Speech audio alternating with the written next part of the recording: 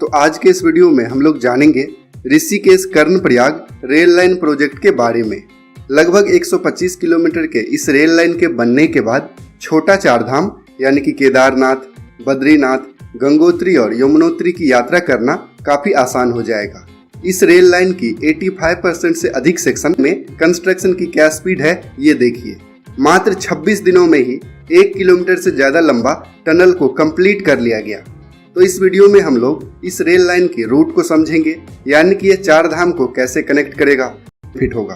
तो वीडियो को लास्ट तक जरूर देखना, और अगर पहली बार हमारा वीडियो देख रहे हैं तो चैनल को भी जरूर तो उत्तराखंड में छोटा चार धाम है, यानी कि केदारनाथ, बद्रीनाथ, गंगोत्री और यमुनोत्री, और हर साल लाखों लोग चार धाम की यात्रा करते हैं। तो इस रेल लाइन के बनने से उन्हें काफी आसानी होगी यात्रा करने में।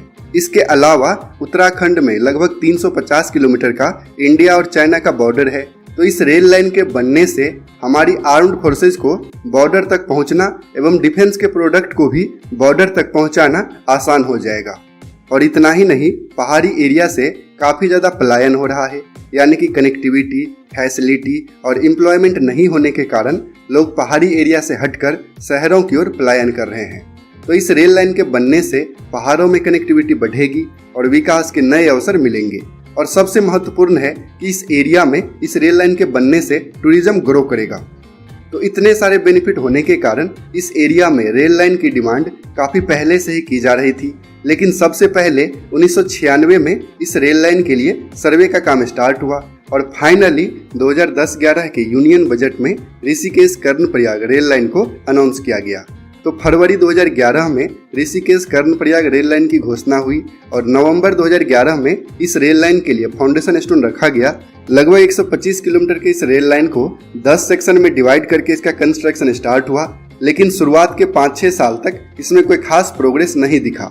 2018 के बाद इस रेल लाइन में फुल स्पीड में काम शुरू हुआ और इसका फर्स्ट सेक्शन मार्च 2020 में ही कंप्लीट हो गया। तो इस रेल लाइन के फर्स्ट सेक्शन में ऋषिकेश में एक नया रेलवे स्टेशन बनाया गया है। तो ये है योगनगरी ऋषिकेश रेलवे स्टेशन, जो कि मार्च 2020 में ही बनकर तैयार हुआ और यहीं से स्टार्ट होगा चार धाम को कनेक्ट करने वाली रेल लाइन, यानी कि Rishikesh Karnaprayag rail line. Yognagari Rishikesh railway station को वीरभद्र रेलवे स्टेशन से कनेक्ट किया गया है और दोनों रेलवे स्टेशन के बीच लगभग 5.7 किलोमीटर का डिस्टेंस है।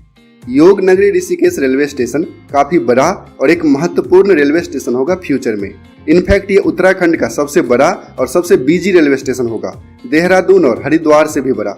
योगनगरी ऋषिकेश रेलवे स्टेशन अभी ऑपरेशनल है। यहाँ से दिल्ली, कोलकाता, अहमदाबाद, पुरी और प्रयागराज जैसे डेस्टिनेशन के लिए डायरेक्ट ट्रेन अवेलेबल है। तो ये है योगनगरी ऋषिकेश रेलवे स्टेशन। यहाँ से ऋषिकेश कर्णप्रयाग रेल लाइन का सेकेंड सेक्शन स्टार्ट होता है। योगनगरी ऋषिकेश रेलवे स्टेशन के जस्ट आगे चंद्रभागा नदी है। इस नदी पर इस रेल लाइन के लिए एक ब्रिज बनाया गया है, जो कि बनकर तैयार है, और इसके लगभग 6 किलोमीटर आगे पहाड़ी एरिया शुरू हो जाता है। और पहाड़ी एरिया होने के कारण इस रेल लाइन का मैक्सिमम पार्ट टनल या ब्रिज से ही क्रॉस करेगा। लगभग 125 किलोमीटर के इस रेल लाइन में 105 किलोमीटर का सेक्शन टनल या ब्रिज से ही क्रॉस कर रहा है, यानी कि इस रेल लाइन में 85% से अधिक सेक्शन में टनल और ब्रिज ही बनाया जाना है। तो ऐसे में यहाँ पर कंस्ट्रक्शन करना काफ़ी चैलेंजिंग है, लेकिन सभी सेक्शन में कंस्ट्रक्शन प्रोग्रेस में है। और L&T ने तो मात्र 26 दिनों में ही एक टनल बनाकर रिकॉर्ड बना दिया था। लास्ट मंथ ही ये टनल बनाया गया है और उत्तराखंड के मुख्यमंत्री पुष्कर धामी जी ने ट्वीट करके इसके बारे में बताया भी था।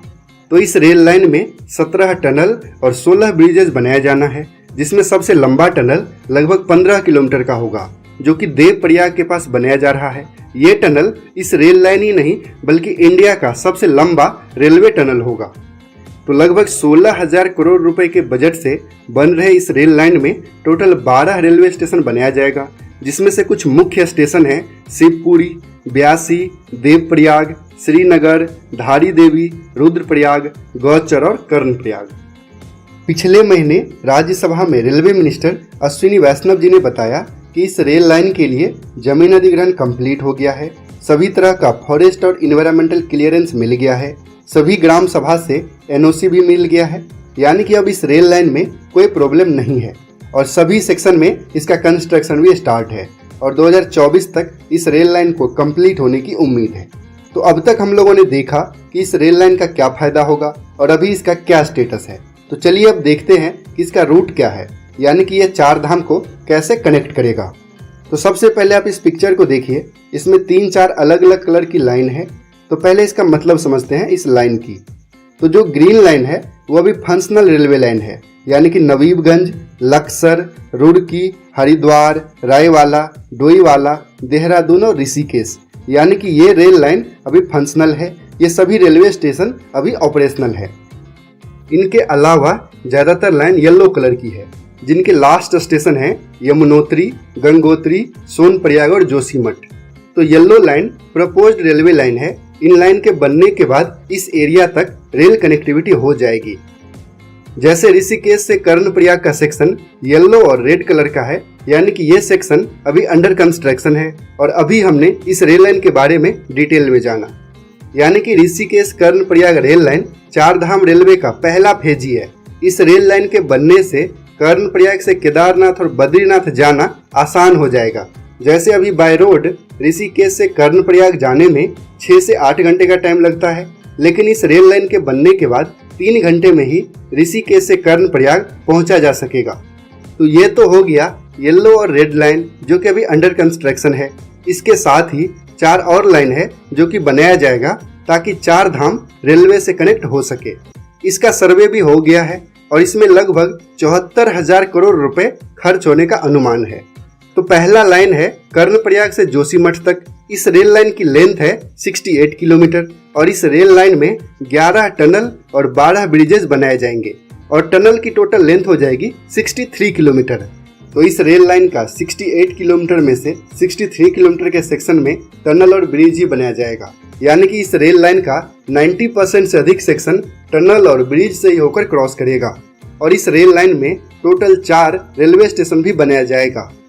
इसका सेकेंड सेक्शन है कर्णप्रयाग से सोनप्रयाग तक, जिसकी लेंथ होगी लगभग 91 किलोमीटर और इस सेक्शन में 19 टनल और 20 ब्रिजेज बनाया जाना है और लगभग 80 किलोमीटर का सेक्शन टनल से क्रॉस करेगा, यानी कि इस रेल लाइन का भी 90% से अधिक सेक्शन टनल और ब्रिज के अंदर से ही क्रॉस करेगा। और इस रेल लाइन में टोटल 6 रेलवे स्टेशन बनाया जाएगा। और इसका थर्ड सेक्शन है डोईवाला से उत्तरकाशी, जिसकी टोटल लेंथ है लगभग 102 किलोमीटर और इस रेल लाइन में 21 टनल और 17 ब्रिजेज बनाया जाएगा और लगभग 70 किलोमीटर का सेक्शन टनल और ब्रिज के अंदर से क्रॉस करेगा।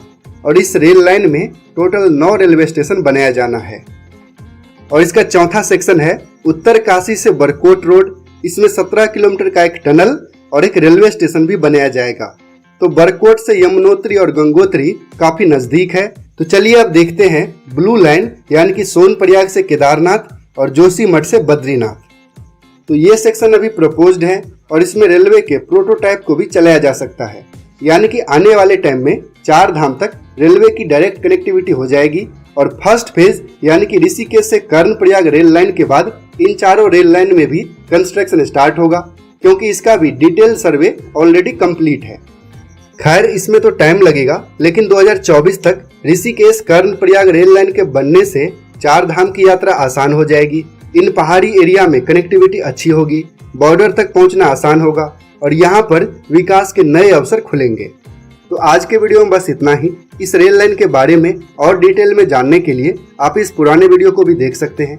वैसे रेलवे के अलावा चारधाम हाईवे प्रोजेक्ट पे भी काम चल रहा है और ये फाइनल स्टेज में है। तो अगर आप चारधाम हाईवे प्रोजेक्ट का भी अपडेट जानना चाहते हैं तो कमेंट करके जरूर बताइएगा। अगर आपको ये वीडियो पसंद आया तो इसे लाइक कीजिए, कमेंट कीजिए और दूसरों के साथ भी शेयर कीजिए।